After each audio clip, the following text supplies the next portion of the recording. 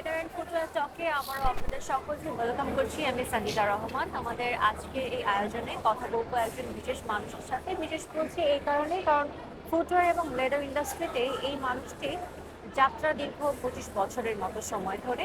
এই সময়টিতে তিনি তার প্রফেশনালিজম দিয়ে, তার জ্ঞানের পরিধি দিয়ে উজ্জ্বল করেছেন অনেক মানুষকে এবং লিড করেছেন এই সেক্টরের অনেক ক্ষেত্রে। তার সাথে শুরুতে কথা বলতে চাই, আমাদের সাথে আছেন আমিনুল ইসলাম শামীম। তিনি CEO, step group of industries. স্বাগত আপনাকে। আপনাকেও ধন্যবাদ যেটা আমাকে আমন্ত্রণ জানানোর জন্য। একজন কর্পোরেট ম্যানেজমেন্ট প্রফেশনালি বলা যায় আপনাকে, এবং আপনার ইনডেপথ নলেজ সবসময় একটা কোম্পানির বিভিন্ন সেক্টরে আসলে অবদান রেখেছে। যেহেতু দীর্ঘ 25 বছর ধরে আপনি এই সেক্টরে কাজ করছেন, তাই এই সেক্টর সম্পর্কে একটা বেসিক জানার জায়গা হচ্ছে। আমাদের ইকোনমিক সেক্টরে তো ফুটওয়্যার ইন্ডাস্ট্রির একটা গুরুত্বপূর্ণ ভূমিকা রয়েছে। সেই ভূমিকাটা আসলে কি আপনার কাছ থেকে একটু জানতে চাই। বাংলাদেশ পার্সপেক্টিভে বাংলাদেশের যে আমাদের জাতীয় অর্থনীতির ক্ষেত্রে এই ফুটওয়্যারের গুরুত্ব অপরিসীম।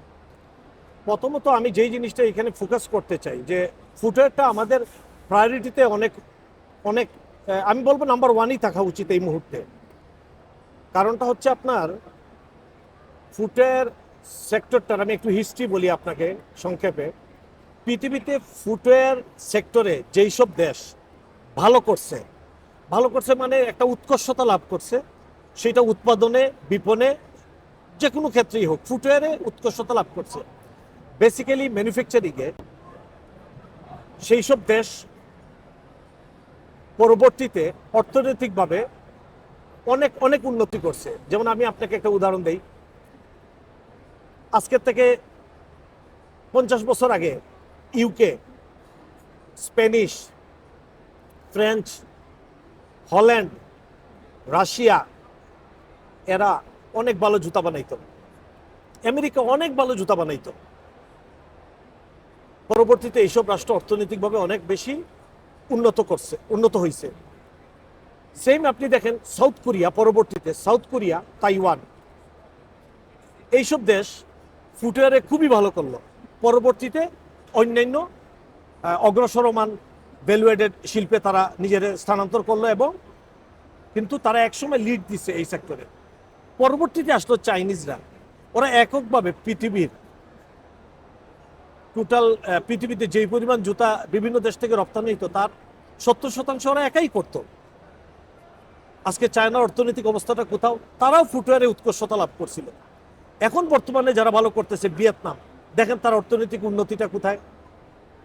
ব্রাজিল, ভিয়েতনাম, ইন্দোনেশিয়া, এবং সর্বশেষ ধরতে পারেন চেষ্টা করতেছে বাংলাদেশ, পাকিস্তান, ইন্ডিয়া। এই জন্য আমি বলি যে এই সেক্টরে ফুটওয়্যারে আরেকটা কারণে আমাদের দেশের যেহেতু মানুষ অনেক বেকার, এবং আমাদের দেশটা হচ্ছে ডেমোগ্রাফিক ডিভিডেন্ড এনজয় করতেছে এই মুহূর্তে, মানে কর্মক্ষম মানুষের পার্সেন্টেজ টোটাল পপুলেশনের মধ্যে পৃথিবীর টপ 10-20% যে অঞ্চলগুলো এনজয় করতেছে আমরা তার মধ্যে পড়ি, এবং তার মধ্যে আবার বেকারত্ব আমাদের দেশে। সো এখানে এই ইন্ডাস্ট্রিটা হচ্ছে ম্যান পাওয়ার ইন্টেন্সিভ ইন্ডাস্ট্রি। তারপর আরেকটা কথা বলি, গার্মেন্টসে আমরা যে স্কিলের ভ্যালুটা পাই, আপনারা সবাই জানেন যে আমাদের র মেটেরিয়াল হয় না তেমন। সো র মেটেরিয়ালটা আমাদের গার্মেন্টসে অলমোস্ট 99% ইম্পোর্ট করতে হয়, প্রত্যক্ষ পরোক্ষভাবে ইম্পোর্ট করতে হয়। তো এই ইম্পোর্টের ফলে যেটা দাঁড়ায় যে আমাদের হিউম্যান ভ্যালু এডিশন এবং র মেটেরিয়ালের প্রাইস, এইটার প্রপোর্শনটা হচ্ছে 80-20। তার মানে আপনি একটা মানে নর্মালি বলতে পারেন যে আমার যে ভ্যালু এডিশনটা হিউম্যান ভ্যালু এডিশন হয়, এই ভ্যালু এডিশনের টাকাটাই দেশে থাকতেছে, বাকি টাকাটা আমি র মেটেরিয়াল ইম্পোর্টের জন্য নিয়ে আসতেছি। ফুটওয়্যারে এইটা সর্বোচ্চ 60-40 হইতে পারে, মানে র মেটেরিয়াল 40, হিউম্যান ভ্যালু এডিশন 60% পর্যন্ত সম্ভব। তার মানে হচ্ছে গিয়া এই সেক্টরে যদি আমরা উৎকর্ষতা লাভ করি, আমি যেহেতু র মেটেরিয়াল ইম্পোর্ট ওরিয়েন্টেড কান্ট্রি, আমরা র মেটেরিয়াল উপরে বাইরের দেশে ডিপেন্ড করি, এইখানে আমার দেশের অর্থনীতিতে এই এক্সপোর্টটা অনেক শক্তিশালী ভূমিকা রাখার সম্ভাবনা অনেক বেশি। তাছাড়া এইখানে যে স্কিলগুলো ডেভেলপ হয় এই সেক্টরে ফুটওয়্যারের, যে টেকনোলজিগুলো ইউজ হয় এটার ভেরিয়েশন এত ব্যাপক যে এটার জন্য আমাদের ইঞ্জিনিয়ারিং সেক্টরে যে কোনো দেশের অর্থনৈতিক উন্নয়নের জন্য যেই জিনিসটা খুবই জরুরি ব্যাপারটা সেটা হচ্ছে কি আপনার ইঞ্জিনিয়ারিং নলেজের চর্চা এবং উৎপাদন শিক্ষা এইটার একটা ব্যাপক চাহিদা সৃষ্টি করা। ফুটওয়ারে অনেক ভেরিয়েশনের আপনার ইঞ্জিনিয়ারিং বিদ্যা দরকার হয় এবং বিজ্ঞান ভিত্তিক বিদ্যা দরকার হয়, নলেজ দরকার হয়। সো সেই ক্ষেত্রে আমার এডুকেশনটাও অনেক অনেক স্মার্ট হওয়ার চান্স আছে, অনেক স্মার্ট হওয়ার চান্স আছে। এই জন্যই আমি বলি যে footwear should be the number one priority for industrialisation, এবং এই সেক্টরটা এই দেশের অর্থনৈতিক চেহারা চেঞ্জ করার মতো একটা ভূমিকা রাখতে পারবে শুধুমাত্র উপযুক্ত পরিকল্পনা এবং এক্সিকিউশনের মাধ্যমে রাষ্ট্র, স্টেক হোল্ডার এবং কনজিউমার সবাই মিলেমিশে আগে আসলে এটা সম্ভব। আপনার আলোচনার একটা বেশ গুরুত্বপূর্ণ জায়গা জুড়ে কিন্তু বাংলাদেশের ওয়ার্কফোর্স ভ্যালুর একটা জায়গাও আমরা জানতে পারলাম। তো বাংলাদেশের এই ক্ষেত্রে ওয়ার্কফোর্স ভ্যালুটা আসলে কিরকম হতে পারে, বা আপনার মতো করে যদি আপনার ভাবনাটা এই সেক্টরে আমরা একটু শুনি। দেখেন, ওয়ার্কফোর্সের ভ্যালুর ব্যাপারটা বলছে মানে খুব ইম্পর্টেন্ট একটা ইস্যু। কারণ একটা রাষ্ট্র কিসের জন্য? মানুষ কাজ করবে, একটা সিকিউর ইনকাম করবে, আনন্দ করবে। রাষ্ট্রের কাছে তো এটাই চাওয়া না, একটা সিকিউর ইনকাম থাকলে সে তার ইনকাম দিয়ে সে চিকিৎসা কিনতে পারবে, তার বাচ্চার জন্য এডুকেশন কিনতে পারবে। সো আর্নিংটা হচ্ছে খুবই ইম্পর্টেন্ট। এবং সেই ক্ষেত্রে এই ধরনের সেক্টর যেখানে হিউম্যান ভ্যালু এডিশন একদম নিচের, যে আমি বলবো শ্রমিক থেকে শুরু করে ম্যানেজমেন্ট লেভেল পর্যন্ত, এখানে খুবই খুবই সম্ভাবনা যেখানে মানে উন্নত মানের। যেমন আমি আমার দীর্ঘ অভিজ্ঞতা থেকে একটা জিনিস বুঝতে পারতেছি, আপনি যদি ফুটের একজন ভালো অ্যাকাউন্টেন্ট হন, আপনার অন্য ইন্ডাস্ট্রিতে আপনি খুবই ভালো পারফর্ম করতে পারবেন। এখানে অ্যাকাউন্টসে এরকম জটিলতা আছে। আপনি যদি এইখানে একজন R&D হন, এখানে এত ভেরিয়েশনের কেমিক্যাল নলেজ, ইঞ্জিনিয়ারিং নলেজ বা আদার্স যে বিজ্ঞান ভিত্তিক নলেজগুলো লাগে, এই নলেজগুলো এত ব্যাপক চর্চার সুযোগ আছে যে সে এখান থেকে বাইরে কোথাও অন্য সেক্টরে গিয়েও অবদান রাখার সম্ভাবনা আছে। এইখানে ব্যবস্থাপনায়ও আপনার, কারণ এতগুলো স্কিল মেনটেন করতে হয় একটা জুতা উৎপাদনের ক্ষেত্রে, যে তো মানে অনেক ভেরিয়েশনের স্কিল, তো স্কিল যত বেশি থাকে তত মেনটেন করা ম্যানেজমেন্টের জন্য চ্যালেঞ্জিং। সো এখানে ম্যানেজমেন্টেরও অনেক ভালো দক্ষতা অর্জন হয়।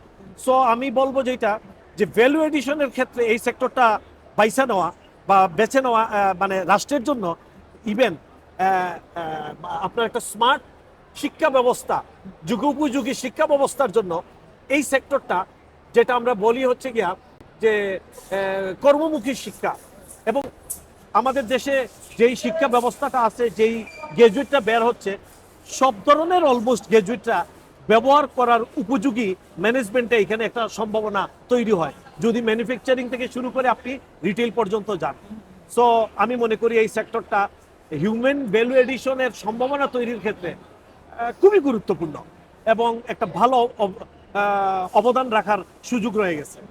আপনি বললেন ম্যানুফ্যাকচারিং করার ক্ষেত্রে আমাদেরকে কিছু কিছু ক্ষেত্রে অনেকটা ইম্পোর্টের উপর আসলে নির্ভরশীল থাকতে হয়, কিন্তু আমরা প্রোডাক্ট যেটা আসলে ম্যানুফ্যাকচার করি সেটা তো আমরা এক্সপোর্ট করি।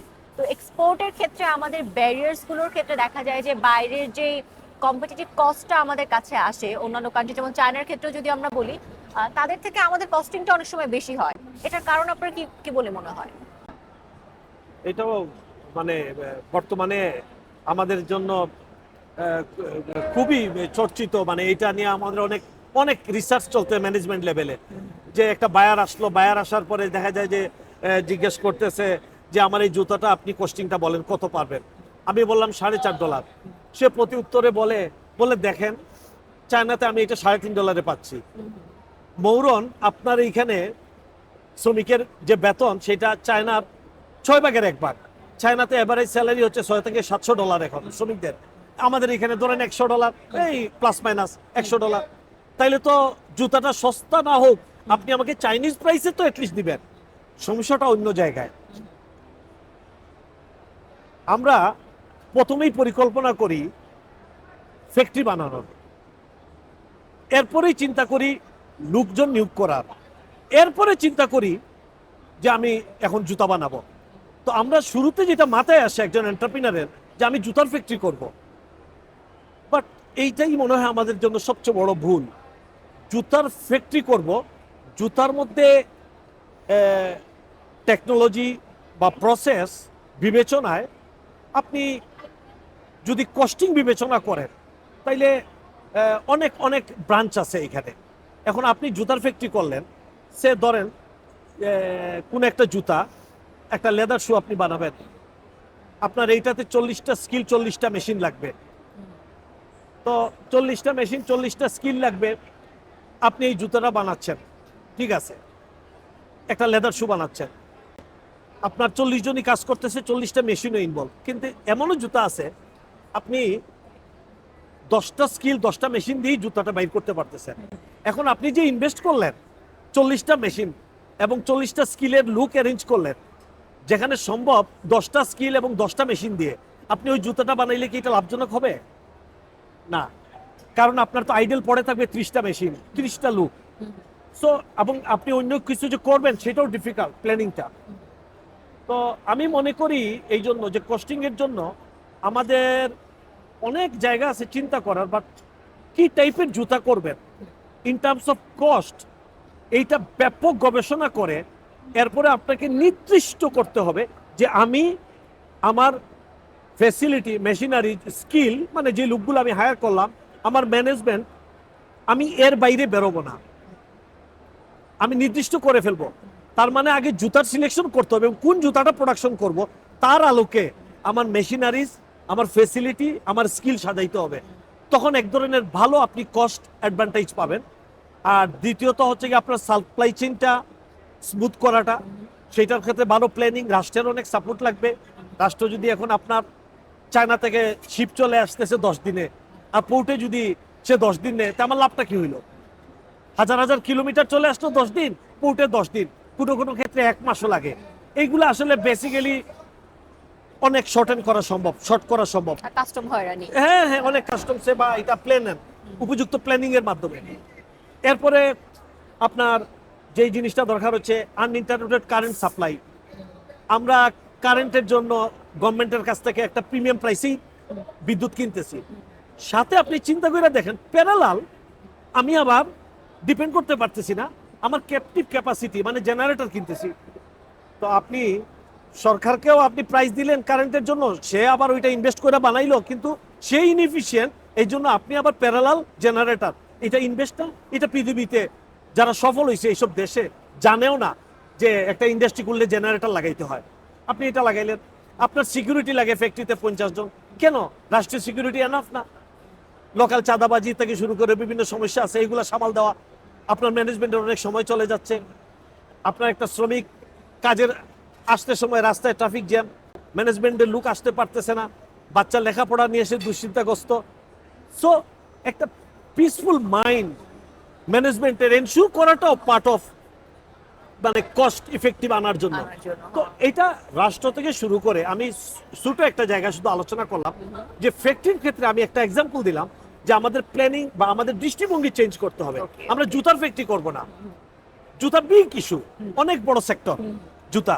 কোন জুতাটা করব, কোন জুতাটা করলে আমার অপটিমাইজ কস্ট আসবে, আমাকে এইটা বিবেচনা করে করলে আমার ধারণা আমরা একটা ভালো কস্ট অ্যাচিভ করতে পারবো। Thank you so much. আমার লাস্ট কোয়েশ্চেন, যেহেতু আপনি এই সেক্টরের একজন এক্সপিরিয়েন্সড মানুষ, তাই এরকম একজন এক্সপিরিয়েন্সড মানুষের কাছ থেকে কিছু সাজেশন আমাদের নতুন যারা উদ্যোক্তা এই সেক্টরে কাজ করতে চান তাদের প্রতি কি থাকবে আপনার সাজেশন?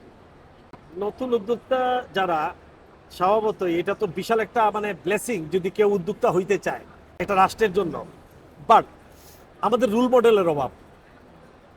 এই দেশে একটা ইয়াং উদ্যোক্তা কাকে দেখে বড় হবে? যেই ছেলেটা এখন ইয়াং উদ্যোক্তা হবে তার বাবা যারে দেখে বড় হইছে, সে যার গল্প শুনতে শুনতে বড় হইছে। এখন দেখা যাচ্ছে যে এই লোকগুলাই ইন্ডাস্ট্রির জন্য সবচেয়ে বড় শত্রু। আচ্ছা, কেন? তারা ব্যাংকটারে লুটপাট করছে, ধ্বংস করছে, তার মানে ফাইন্যান্স ইন্টারাপ্টেড হয়ে বসে আছে, ইন্টারেস্ট রেট হাই, এগুলো ইন্ডাস্ট্রির ক্ষেত্রে উদ্যোক্তাদের জন্য অনেক বড় ব্যারিয়ার। তবে তারা মোটিভেটেড হবে কিভাবে? তারা মোটিভেটেড হবে এখন সেটাই যে আমি ইয়াংদেরকে বলতেছি যে জুতায় যদি কেউ উদ্যোক্তা হইতে চায়, এটা এমন একটা সেক্টর কোনো উদ্যোক্তা একবার যদি সফল হয়ে যায়, এটা শতাব্দী পর্যন্ত লাস্ট করে, এটা ইতিহাস আছে। রেবক, এডিডাস, নাইকি, যারাই পৃথিবীতে বাটা এই ব্যবসাতে শাইন করছে এবং উদ্যোক্তারা ব্যবসাটা বুঝতো। তা আমি ইয়াংদেরকে বলবো, ফুটওয়্যার হিউজ সেক্টর, খুবই প্রমিজিং, দেশ এবং এক্সপোর্ট বহুত দুই দিকেই। যদি কেউ উদ্যোক্তা হইতে চায়, আমি বলবো প্রথমত যে কোনোভাবে হোক একজন উদ্যোক্তাকে ফুটওয়্যারের এক্সপিরিয়েন্স নিতে হবে। বেটার একটা জব করার জন্য আমি অনুরোধ করব, কোথাও প্রথমেই 2-4 বছর একটা কাজের মধ্যে ইনভলভ হওয়াটা, ওকে, এবং এই কাজের মধ্যে ইনভলভ হইলে পরে সে যেটা করতে পারবে, সে যে এক্সপিরিয়েন্সটা পাবে, এই এক্সপিরিয়েন্স আলোকেই সে পরবর্তীতে ওটা বিজনেসে ইনভেস্ট করতে বিজনেসে ইনভেস্ট করবে। এবং ফুটওয়্যারে যদি সে ডিসিশন মেকিংয়ে নিজের এক্সপিরিয়েন্স না থাকে, একটু ইনডেপথ, তত ব্যাপক না হইলেও চলবে, তাইলে তার ডিরেল হওয়া বা বিপদে পড়ার সম্ভাবনা অনেক বেশি। আর যদি সফল হয়, আমি বললাম এটা এমন একটা ব্যবসা যে এটা যদি কোনো উদ্যোক্তা সফল হয়, তাইলে এটা যুগের পর যুগ এটা লাস্ট, এটাই পৃথিবীর ইতিহাস বলে। ধন্যবাদ আপনাকে। আপনাকে অনেক অনেক ধন্যবাদ আমাদের সময় দেওয়ার জন্য এবং আপনার মূল্যবান যে সাজেশন, আপনার ধারণা সবকিছু আমাদের সাথে ভাগাভাগি করে নেওয়ার জন্য। আবারও কথা হবে কোনো এক আয়োজনে, সে পর্যন্ত আপনিও ভালো থাকবেন। দর্শক, আপনারা যারা এতক্ষণ আমাদের সাথে ছিলেন সকলকে ধন্যবাদ। আবারও দেখা হবে সে প্রত্যাশা। এই আয়োজন থেকে বিদায় নিচ্ছি।